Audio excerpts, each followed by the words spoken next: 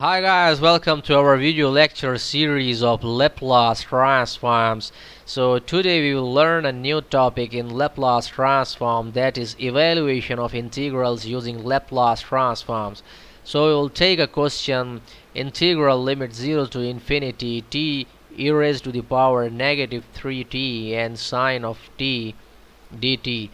So we have to evaluate this integral using Laplace transforms, and we know that if we take the Laplace transform of t sine t, what we will get is the integral like this: 0 to infinity t e raised to the power negative st and sine t.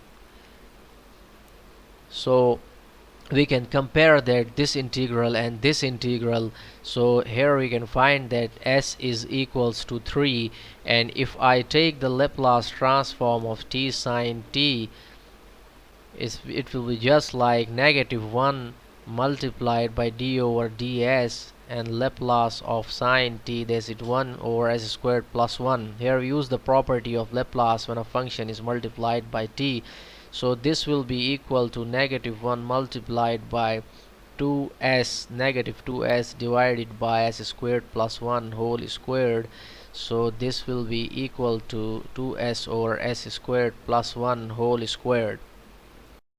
So if I want to evaluate this integral now, t e raised to the power negative 3t sine of t, I will just write this as t e to the power negative 3t sine of negative sine of t dt. Now I will compare these two, where I have found the Laplace of t e raised to the power negative 3 sine t as 2s over s squared plus 1 whole squared.